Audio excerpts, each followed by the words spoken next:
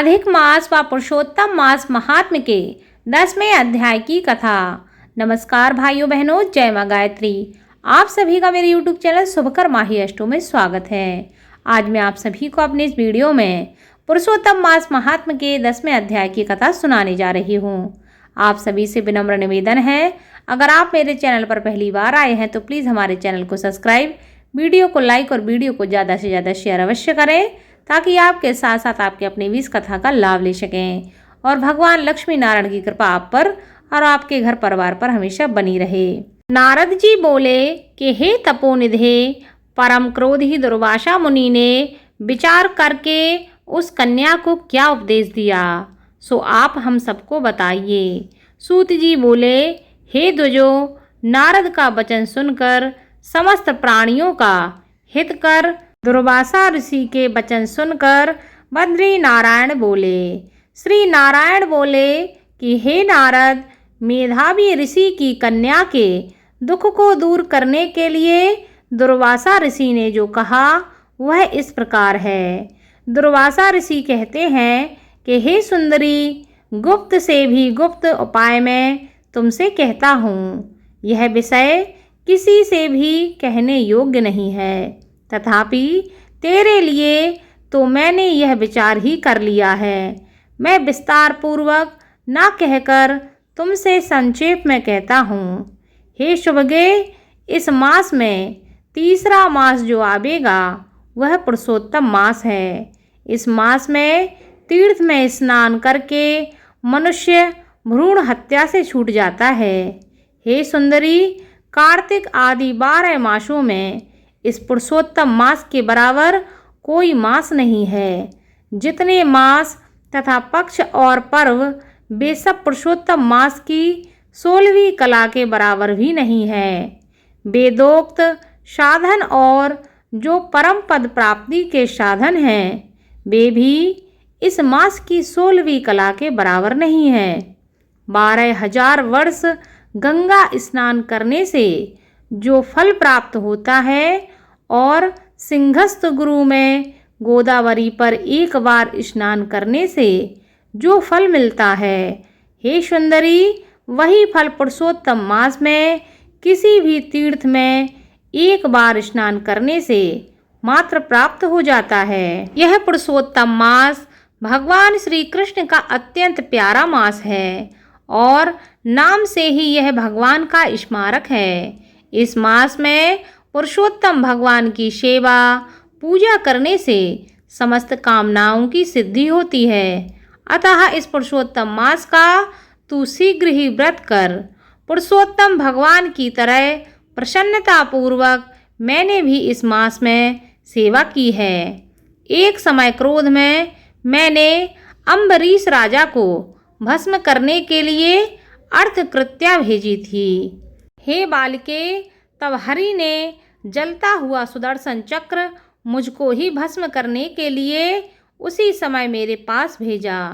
तब पुरुषोत्तम मास के प्रभाव से ही वह चक्र हट गया। हे सुंदरी, वह चक्र त्रिलोक को भस्म करने का सामर्थ्य रखने वाला जब मेरे पास आकर खाली चला गया तब मुझे बड़ा विस्मय हुआ।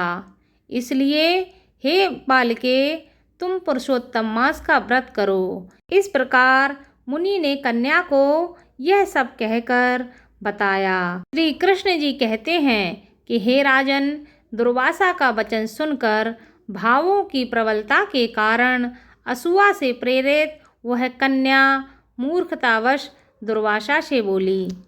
वह कन्या बोली, हे मुनि, आपने जो कहा है वह मुझे रुचता नहीं है।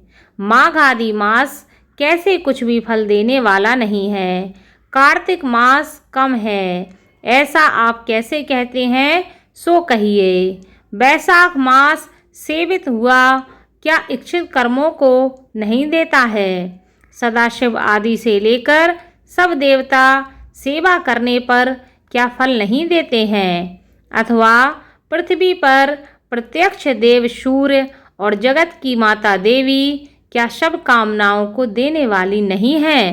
श्री गणेश क्या सेवा पाकर इच्छित वर नहीं देते हैं। व्यतिपात आदि योगों को और सर्व आदि देवताओं को भी सबको उल्लंघन करके पुरुषोत्तम मास की प्रशंसा करते, क्या आपको लज्जा नहीं आती? यह मास तो बड़ा ही मलिन और सब कामों में निंदित है। हे मुनि, इस रवि की संक्रांति से रहित मास को आप श्रेष्ठ कैसे कह सकते हैं? सब दुखों को छुड़ाने वाले परम श्री हरि नारायण को मैं जानती हूँ।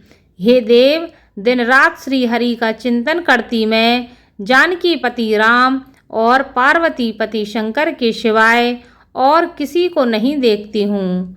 हे विप्रेंद्र, अन्य कोई भी देवता ऐसा नहीं है जो मेरे इस दुख को दूर करे। अतः हे मुनि, इन सब फलदाताओं को छोड़कर कैसे इस मलमास की स्तुति आप कर रहे हो?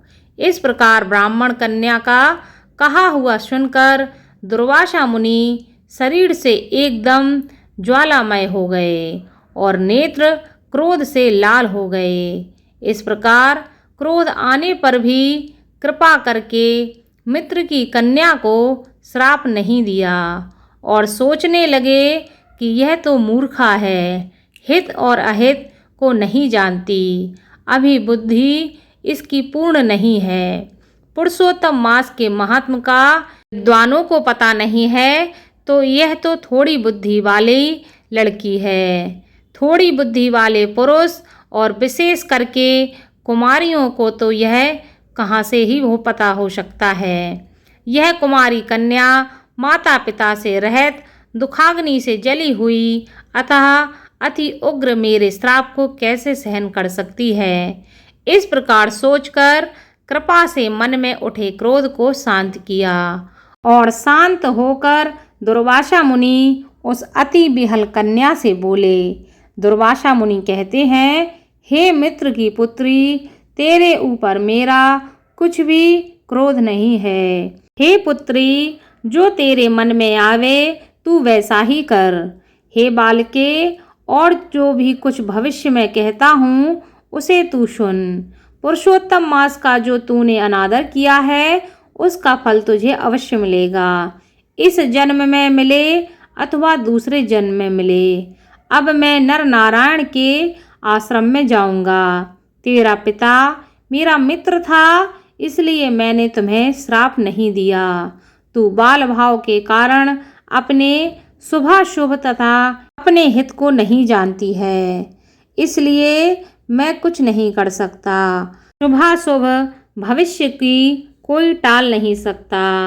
अच्छा, हमारा बहुत समय व्यतीत हो गया, अब हम जाते हैं। तेरा कल्याण हो। भगवान श्री कृष्ण कहते हैं, ऐसा कहकर महाक्रोधी दुर्वासा मुनि शीघ्र ही वहाँ से चले गए। दुर्वासा ऋषि के जाते ही पुरुषोत्तम मास की उपेक्षा करने के कारण कन्या निष्प्रभा हो गई।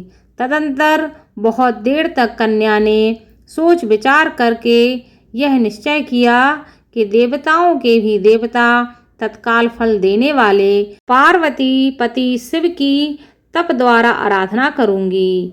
हे नृप, मेधावी ऋषि की कन्या ने मन से ही इस प्रकार निश्चय करके अपने आश्रम में ही रहकर भगवान शंकर के कठिन तप को करने का प्रयास किया। सूत जी कहते हैं, बहुत फलों के दाता लक्ष्मीपति को और वैसे ही सावित्री पति ब्रह्मा को छोड़कर एवं दुर्वासा के प्रबल वचन की निंदा करके वह ऋषि कन्या अपने आश्रम में ही अंधक को मारने वाले शंकर की सेवा के लिए तत्पर हो गई।